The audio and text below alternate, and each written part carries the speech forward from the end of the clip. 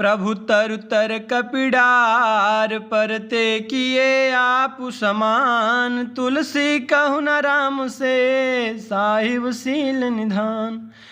प्रभु श्री रामचंद्र जी तो वृक्ष के नीचे और बंदर डाली पर, अर्थात कहाँ मर्यादा पुरुषोत्तम सच्चिदानंद घन परमात्मा श्री राम जी, और कहाँ पेड़ों की शाखाओं पर कूदने वाले बंदर, परंतु ऐसे बंदरों को भी उन्होंने अपने समान बना लिया। तुलसीदास जी कहते हैं कि श्री रामचंद्र जी सरीखे शील निधान स्वामी कहीं भी नहीं है।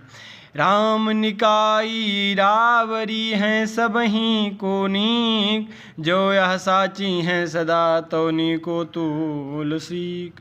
हे श्री राम जी, आपकी अच्छाई से सभी का भला है, अर्थात आपका कल्याण में स्वभाव सभी का कल्याण करने वाला है। यदि यह बात सच है तो तुलसीदास का भी सदा कल्याण ही होगा।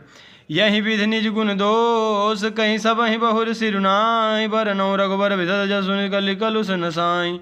इस प्रकार आप अपने गुण दोष को कहकर और सबको फिर सिर नवाकर मैं श्री रघुनाथ जी का निर्मल यश वर्णन करता हूँ, जिसके सुनने से कलयुग का पाप नष्ट हो जाते हैं। मंगल भवन मंगल हारी, द्रवहु सुदशरथ अजिर विहारी, जाग बलिग जो कथा सुहाई, भरद्वाज मुनि बरहि सुनाई। कहीं हूँ सोई संवाद बखानी, सुनहु सकल सज्जन सुखमानी। मुनि वाक्यवलिक जी ने जो सुहावनी कथा मुनि श्रेष्ठ भरद्वाज जी को सुनाई थी, उसी संवाद को मैं बखान कर कहूँगा, सब सज्जन सुख का अनुभव करते हुए उसे सुने। शंभु कीन यह चरित सुहावा, बहुर कृपा करि उमहि सुनावा। सोई शिव कागभु सुंडी दीन्हा, राम भगत अधिकारी चीन्हा। शिव जी ने पहले इस सुहावने चरित्र को रचा, फिर कृपा करके पार्वती जी को सुनाए। वही चीज शिव जी ने कागभुसुंडी जी को राम भक्त और अधिकारी पहचान कर दिया। त्यही सन जाग बलिक पुनि पावा, तिन पुनि भरद्वाज प्रतिगावा। ते श्रोतावगता समशीला, समदर्शी जानहि हरि लीला। उन कागभुसुंडी जी से फिर याज्ञवल्क्य जी ने पाया और उन्होंने फिर उसे भरद्वाज जी को गाकर सुनाया। वे दोनों वक्ता और श्रोता याज्ञवल्क्य और भरद्वाज समान शील वाले और समदर्शी हैं और श्रीहरि की लीलाओं को जानते हैं। जानहि तीन काल निज ज्ञाना, करतल गत अमल आमलक समाना। औरो जे हरि भगत सुजाना, कहाँ सुनहि समुझहि विधि नाना।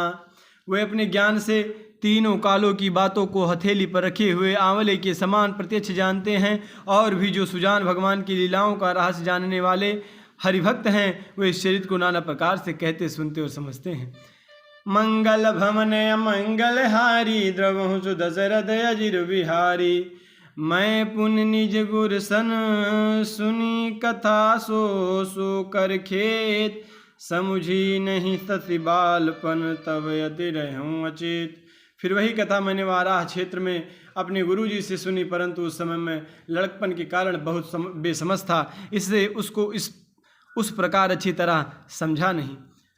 श्रोता वक्ता ज्ञान निधि, कथा राम कै गोड। किमि समझो मैं जीव जड़, कलिमल ग्रसित विमूढ़।